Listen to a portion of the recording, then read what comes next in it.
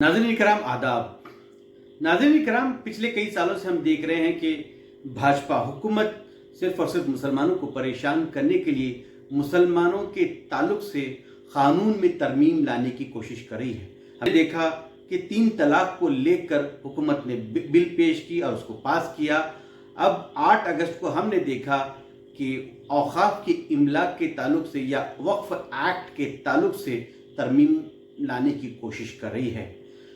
इन तरमीमात के लिए न मुसलमानों ने हुकूमत से मुतालबा किया, न मुसलमानों को तरमीम की ज़रूरत है।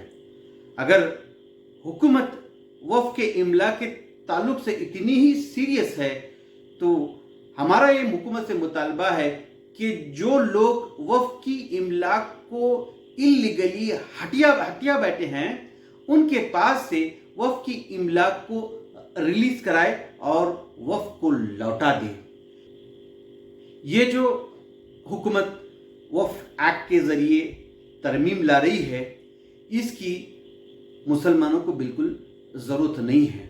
मैं तो ये कहना चाहूँगा कि अगर हुकूमत वक्फ के ताल्लुक से या मुसलमानों के ताल्लुक से कुछ बेहतर करना चाहती है तो हुकूमत को चाहिए कि वक्फ को हुकूमत के क्लचेस से आज़ाद करे, ठीक वैसे ही जैसे गुरुद्वारा प्रबंधक कमेटी को 1925 में आज़ाद किया गया था।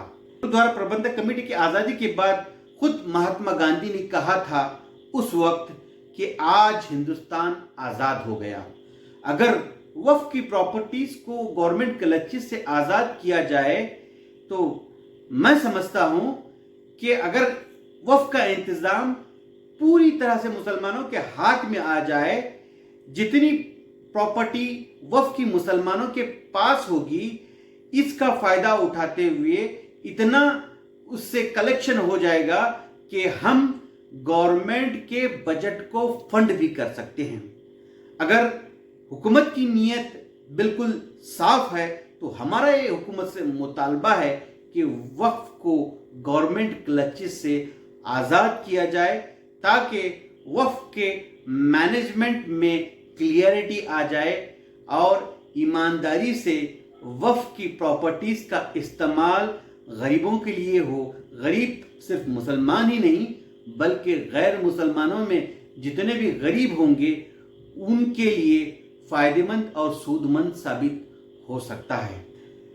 अब जो हुकूमत वक्फ में तरमीमात लाने जा रही है ये सिर्फ और सिर्फ जो लोग इल्लीगली वक्फ की प्रॉपर्टीज़ को हथिया बैठे हैं उनके लिए फ़ायदेमंद और सूदमंद है। अगर ऐसे ही होगा तो आहिस्ता आहिस्ता वक्फ की ज़मीन ऐसे लुटेरों के हाथ में चली जाएगी